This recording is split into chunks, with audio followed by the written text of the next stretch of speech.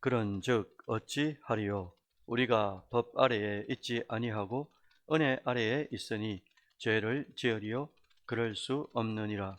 너희 자신을 종으로 내주어 누구에게 순종하든지 그 순종함을 받는 자의 종이 되는 줄을 너희가 알지 못하느냐? 혹은 죄의 종으로 사망에 이르고 혹은 순종의 의에 이르느니라. 하나님께 감사하리로다. 너희가 본래 죄의 종이 되니 이제 너희에게 전하여 준 바 교훈의 본을 마음으로 순종하여 죄로부터 해방되어 의에게 종이 되었느니라.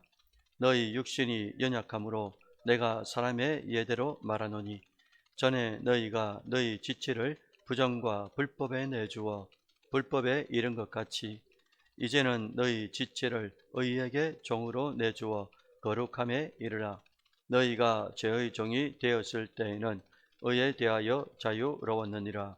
너희가 그때에 무슨 열매를 얻었느냐? 이제는 너희가 그 일을 부끄러워하나니 이는 그 마지막이 사망임이라. 그러나 이제는 너희가 죄로부터 해방되어 하나님께 종이 되어 거룩함에 이르는 열매를 맺었으니 그 마지막은 영생이라. 죄의 삭은 사망이요 하나님의 은사는 그리스도 예수 우리 주 안에 있는 영생이니라. 아멘. 예, 여러분들 반갑습니다. 오늘은 15절에 나와 있지 않습니까? 은혜 안에 있다. 이게 제목이 되겠습니다. 은혜 아래 있는 우리. 이게 이제 오늘 제목인데요. 사랑하는 새벽의 성도 여러분들, 우리는 사도 바울의 선포를 통해 가지고 다시금 내가 누구냐 이거죠. 성도의 정체성, 그리고 성도가 어떻게 삶을 살아가야 되는가, 그걸 이제 오늘 말씀하고 있습니다. 본문은 은혜 아래 있기 때문에 또 죄를 지을 거냐 이 질문을 하시는 거예요. 이게 이제 잘못됐다 이거 아닙니까? 은혜 아래 있다고 죄에 대해서 우리가 자유하냐? 그럴 수 없다. 그렇기 때문에 또 죄를 지을 거냐? 이 질문을 계속하고 있습니다. 6장에서. 그래서 15절 함께 보실까요? 그런즉 어찌하리요? 우리가 법 아래에 있지 아니하고 율법 아래에 있는 게 아니라 은혜 아래 있으니 죄를 지으리요? 그럴 수 없다. 이렇게 말씀하신 거예요. 여러분, 이 구절을 말씀하신 이유는 이미 그 전에 6장 1절에 말씀하셨어요. 6장 1절 한번 보십시오. 그런즉 우리가 무슨 말을 하리요? 은혜를 더하게 하려고 그죠? 일부러 우리가 죄를 짓겠느냐 이거예요. 그럴 수 없다 이거죠. 죄에 대하여 죽은 우리가 어찌 그 가운데 더 살겠느냐 이렇게 말씀하셨어요. 은혜가 넘치게 하려고 죄에 거하겠느냐? 결코 그럴 수 없다. 이걸 이제 1장 1절에서 말씀하시고, 또 오늘 이제 15절에서도 우리가 율법 아래 있지 않고 은혜 아래 있기 때문에 죄를 짓겠느냐? 네, 그럴 수 없다. 같은 의미의 말씀을 또 이제 말씀하셨다는 거죠. 자, 여러분 왜 그럴까요? 왜? 사도 바울이 왜 그럴까? 은혜 아래 있다는 것은 여러분 죄에 대해 자유롭게 허용됐다라는 이게 의미가 아니잖아요. 다시요, 여러분들. 은혜 아래 있다 이 말은 죄에 대해서 자유롭다 이 말이 아닙니다. 오히려 은혜는 어떻게 표현할 수 있냐니까 우리를 죄의 노예 생활에서 건져내 주셨죠. 그리고 하나님의 뜻에 순종할 수 있는 자유를 주셨다 이렇게 표현하는 거예요. 은혜가 뭐냐? 순종할 수 있는 자유가 주어진 거예요. 은혜가 뭐냐? 죄에 대해서 자유할 수 있는 게 아니고 순종할 수 있는 자유가 주어졌다. 이게 엄청난 성도들에게 이제 은혜가 되어야 되는 거예요. 은혜가 뭐냐? 순종할 수 있는 자유가 주어졌구나 라는 거예요. 근데 이 자유 안에 우리의 억지, 이렇게 하면 복을 받는다 이런 의미가 아니라 진짜 구속의 은혜, 대속의 은혜가 너무 이렇게 형용할 수 없을 정도로 크기 때문에 그 은혜가 너무 감사해서 우리가 보답할 수 있는 길이 아무것도 없으니까 어떻게 하는 겁니까? 수많은 은혜를 주시는데 그 은혜 가운데 우리가 순종할 수 있는 자유로 은혜를 하나님 주신다. 이게 우리 안에 기본적 프레임으로 들어오지 않으면 계속 엉뚱한 이제 생각을 하게 되는 거죠. 그래서 성도 여러분들, 그럼 왜 바울은 은혜에 대하여 그렇게 말씀하시면서도 죄에 대해서 그렇게 조심하라고 말씀하시는 걸까? 그 이유는 딱 하나입니다. 그게 뭐냐니까 은혜를 너무 값싸게 받아버리는 거예요. 은혜를 너무 값싸다고 생각하는 거예요. 물론 여러분들 은혜가 엄청 비싼데 이걸 우리가 돈 주고 살 수 없지 않습니까? 누가 우리가 율법을 다 지키든지 그렇게 해가지고 이게 우리가 어렵게 되겠어요. 은혜는 하나님이 거저 줄 수밖에 없죠. 왜냐하니까 은혜를 받을 수 있는 존재가 아무도 없으니까, 단 한 사람도 없기 때문에. 그래서 하나님이 독생자를 죽이시면서까지도 우리에게 은혜라는 방법으로, 거저 주시는 방법으로 우리에게 은혜를 주신 거죠. 그렇게만 받을 수 있으니까.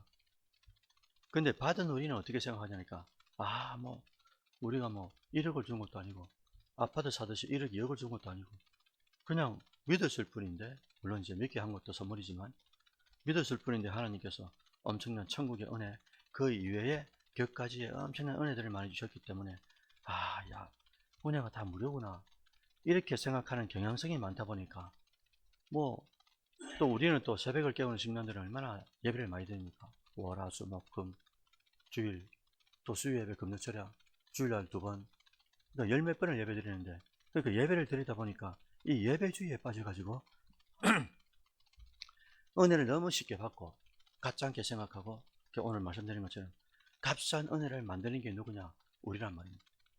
하나님이 값싼 은혜를 주신 게 아니고 우리가 갚을 길이 없기 때문에 무료로 주신 그 은혜인데, 이걸 이제 우리가 표현할 때, 그리고 또 살아갈 때 값싼 은혜로 만드니까 그런 것을 경계하라 이거죠.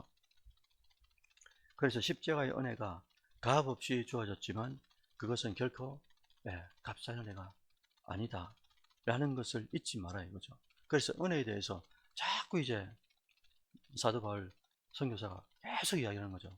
로마 교회에다가.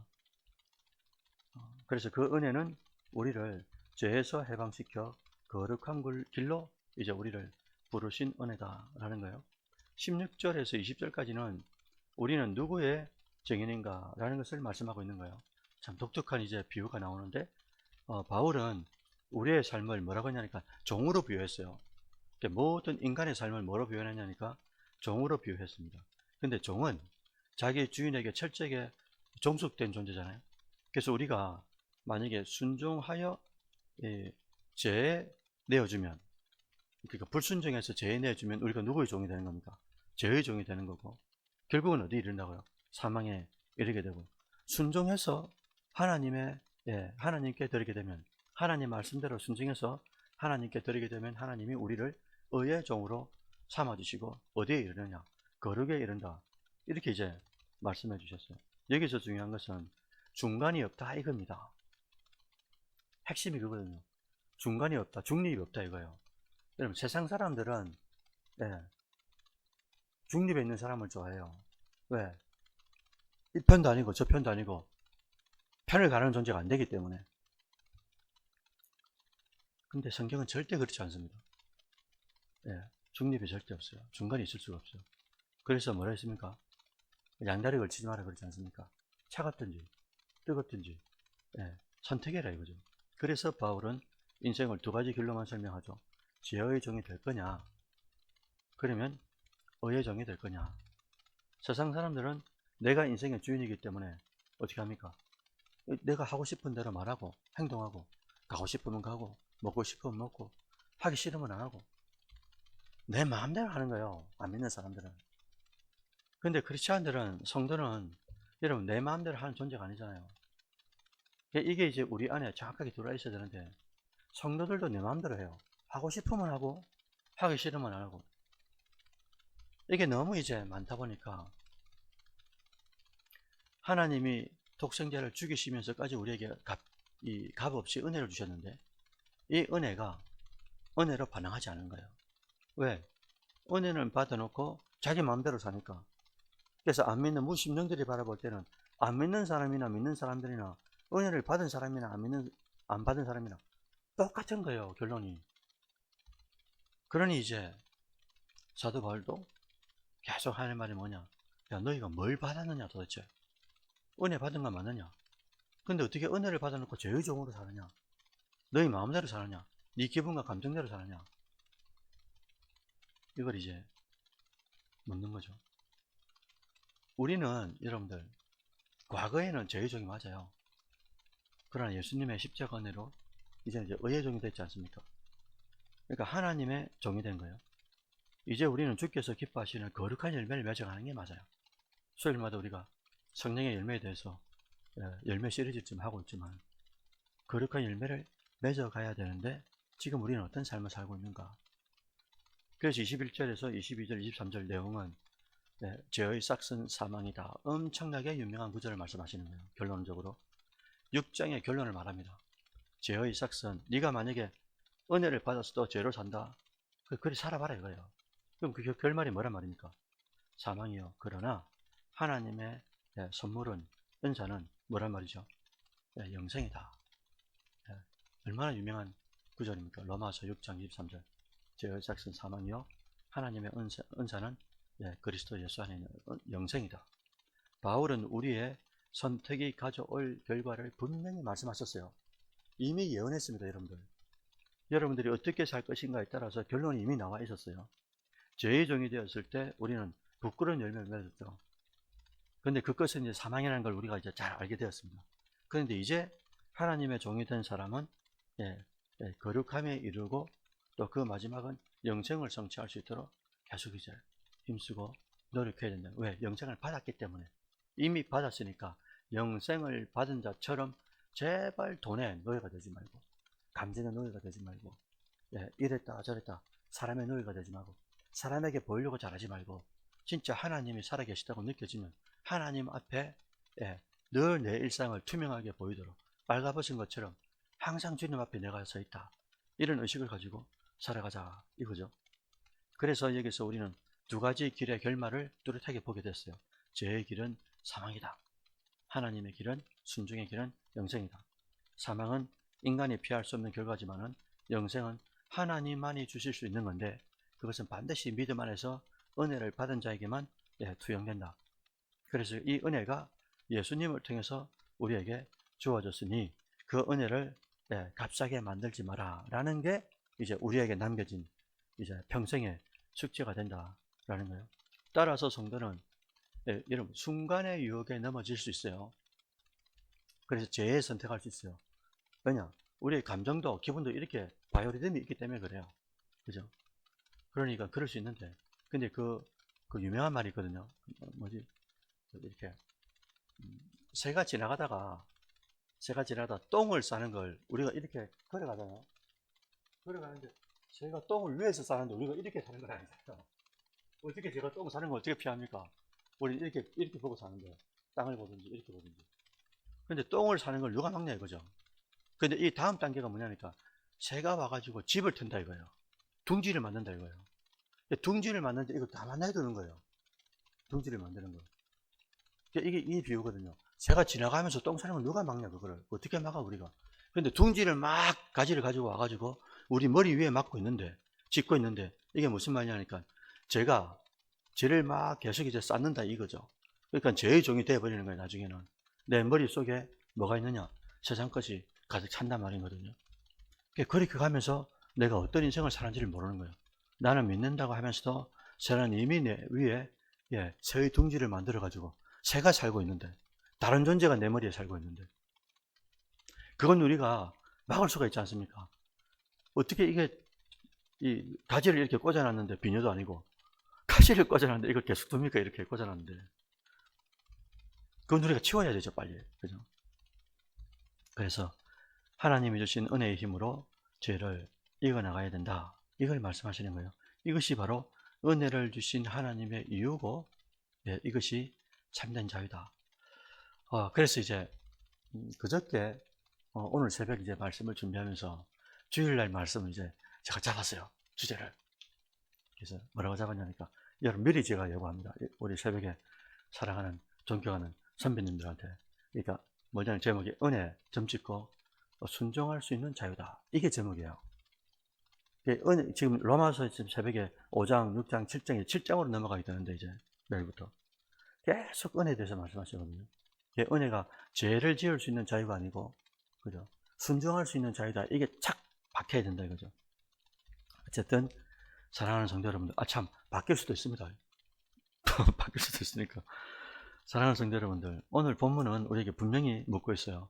당신은 누구의 종이냐 이거예요. 예수를 믿는다고 하면서 죄의 종이냐, 예, 세상에 쾌락의 종이냐? 담배, 술의 종이냐? 그걸 어떻게 이제 할 거냐 이거예요. 하나님 앞에. 죄의 종이 아니다 이거잖아요. 그럼 죄의 종이 아니면 의의 종으로서 네가 진짜 예수를 믿으면 의의 종으로서 보여봐라 이거예요. 변화된 삶을 보여봐라 이거죠. 진짜 네가 은혜를 받았으면 그 은혜에 대한 열매를 하나님이 보고 싶어 한다. 이거 아니겠습니까? 아무쪼록 새벽을 깨우며 기도하는 우리가 여러분들 먼저 그 열매를 맺혀가야 되지 않겠어요? 그래도 누구보다 하나님 앞에 전면에 서려고 하고 그리고 중보하려고 하고 교회를 짊어지려고 하고 연약한 심령들을 붙잡고 우리가 먼저 전선에 서야 되는데 전선에 선 우리가 그렇게 해서야 되겠습니까? 그래서 오늘 말씀하신 것처럼 우리는 죄의 종이 아니다. 의의 종으로서 하나님은 서기를 바라고 그렇게 의의 종으로 서라고 은혜를 주신 거다. 그래서 그 은혜를 통해서 뭐 한다고요? 죄를 지을 수 있는 자유가 아니고 순종할 수 있는 자유가 있다는 것을 이 자유를 이 특권을 마음껏 누리라 이거죠. 오늘도 주의 성령께서 우리 안에서 얼마나 많이 감동을 주겠어요. 그죠? 그 감동 있을 때마다 억지로 하지 말고 그죠? 아 피곤한데 뭐 수많은 변명들이 우리가 될 수 있습니다. 그럴 수 있어요. 그럴 수 있지나 진짜 하나님의 은혜가 감격스럽고 내가 갚을 길이 없다고 믿어지거든. 그 믿음의 그 수준에서 믿어지거든. 그 길로 가면 안 되는 거죠. 그래서 그 믿음의 수준에서는 아니 나 그러면 안 되지. 하나님께서 나를 어떻게 사랑해 주셨는데 우리 가족을 지금 우리 사업터를 우리 직장을 어떻게 하나님이 이렇게 해주셨는데 그걸 내가 망각한단 말인가. 어떻게 양다리를 거치고 내가 필요할 때면 어떻게 하나님 은혜를 구한단 말이고 이게 안 된다 이거죠. 그래서 오늘 하루도 하나님의 은혜 아래서 순종할 수 있는 자유로 마음껏 살아가는 새벽에 사랑하는 권속들 되시기를 주의 이름으로 축원드립니다. 아멘.